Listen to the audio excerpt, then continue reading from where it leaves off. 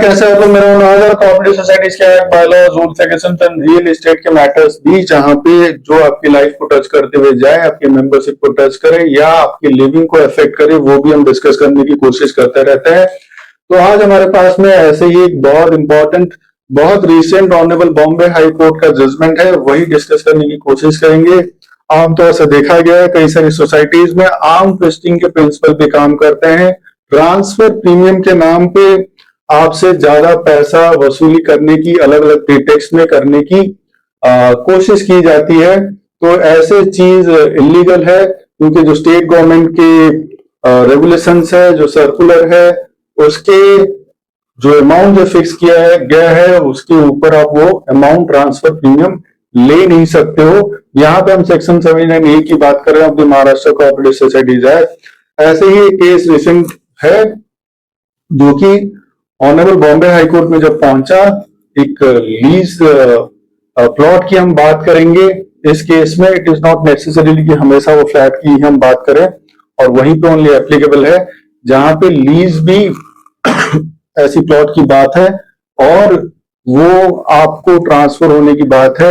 आप society members के लिए मेंबरशिप के लिए जाते हैं और सोसाइटी आपको मेंबरशिप ग्रांट नहीं करती है, तब मैटर आप डिप्टी रजिस्ट्रार के पास ले सकते हो और रिवीजन के लिए डिविजनल ज्वाइंट रजिस्ट्रार के पास जा सकते हो, और उसके बाद फिर हाई कोर्ट का रास्ता आपके लिए खुला हुआ है। तो यहाँ पे है जस्टिस अमित बोरकर साहब, और ये सोसाइटी है वल्लभ नगर cooperative housing society limited, Vile Parle waste का, मुंबई का सोसाइटी है। तो society challenge the order pass by the deputy registrar and जो रिवीजन किया डिविजनल ज्वाइंट रजिस्ट्रार, इन्होंने सेम ऑर्डर को अपहेल्ड किया जो डिप्टी रजिस्ट्रार ने पास किया हुआ था कि इनको मेंबरशिप दी जाए।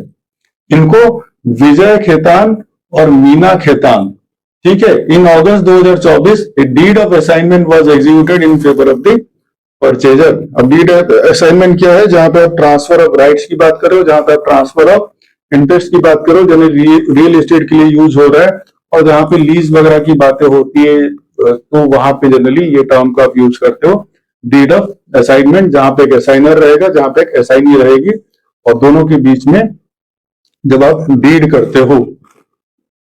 Alright, pursuant to a settlement in the civil suit, when they applied for the membership of the society, it was rejected.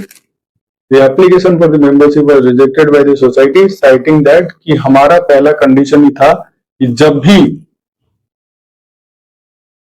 भी ये होगा, the lease restricted transfer of the plot without prior written consent of the society and required payment of lease premium।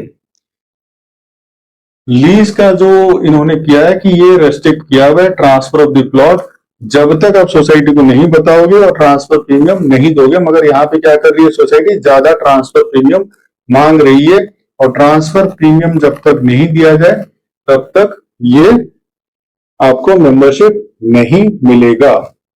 मगर government का जो regulation है, government की जो guidelines है, ये बहुत स्ट्रिक्टली सेट है कि आप इतना ही पैसा, एग्जांपल ले लेते हैं 25,000 रुपए 25,000 आप जैसा ले सकते हो, उससे ज्यादा आप ले नहीं सकते, irrespective of the size of the flat, size of the society, और size of the number of the members in the society, और कितना भी पॉश हो, कितना भी ठीक है इकोनॉमिकली वीकर सोसाइटी हो। तो this is the maximum amount that you can take as the transfer premium.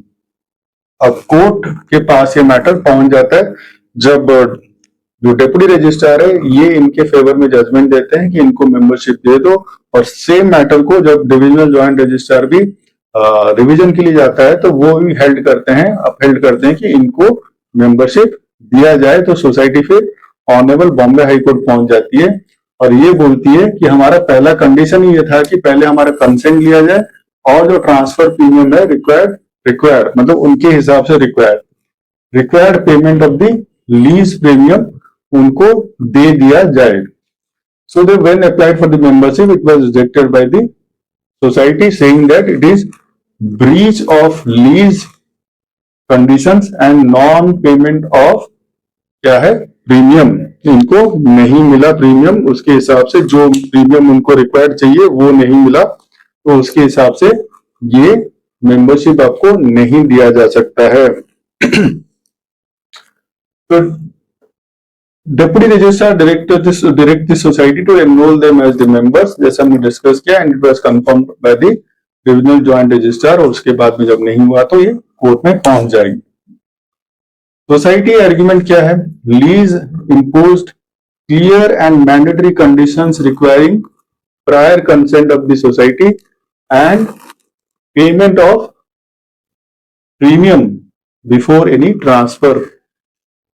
उससे पहले ये उसको काम नहीं करेगा। तो परचेजर का क्या आर्ग्यूमेंट है? मतलब दोनों की तरफ से जो वकील है वो अपना अपना आर्ग्यूमेंट रख रहे हैं।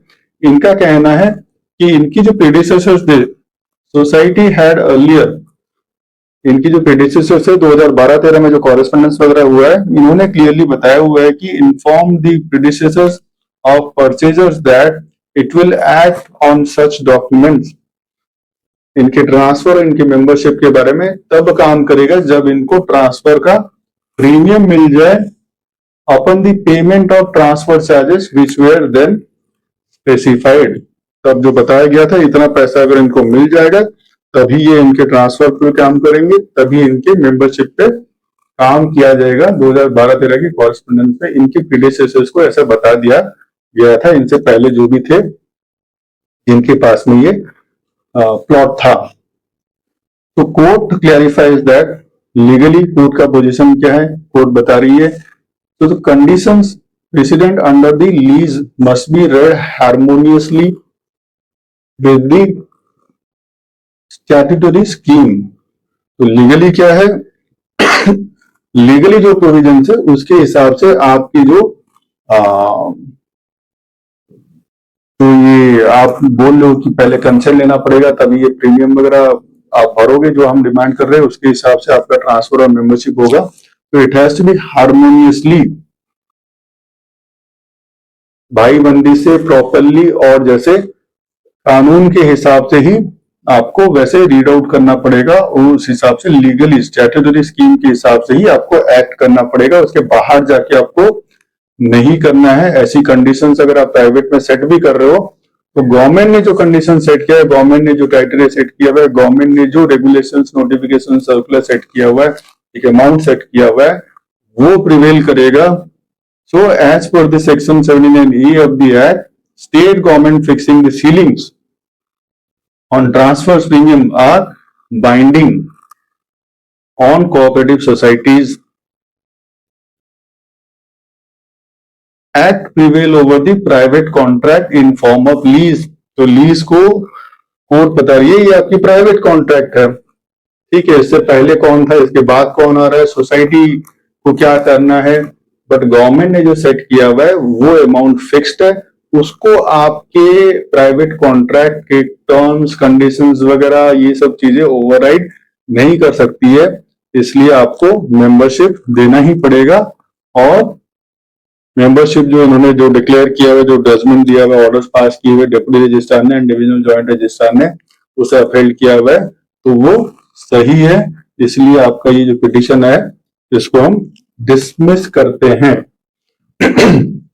तो इससे हम जानने की, ये पहले भी बहुत सारे जजमेंट्स हो चुके हैं और ये फ्रेश जजमेंट्स है। अभी हम ये जानने की कोशिश करते हैं जहां पे ऐसे लीज का प्लॉट वगैरह भी ट्रांसफर हो रहा है और आप कोई प्री कंडीशंस वगैरह भी रख रहे हो before the transfer, and premium के लिए आप कोई प्री कंडीशंस वगैरह भी रख रहे हो ट्रांसफर प्रीमियम्स के लिए, तो उस केस में भी आपको मेंबरशिप देना पड़ेगा। आप ऐसे आर्म ट्विस्टिंग करके चीजों को रोक नहीं सकते हो, चीजों को मोल्ड नहीं कर सकते हो और मैनिपुलेट नहीं कर सकते हो।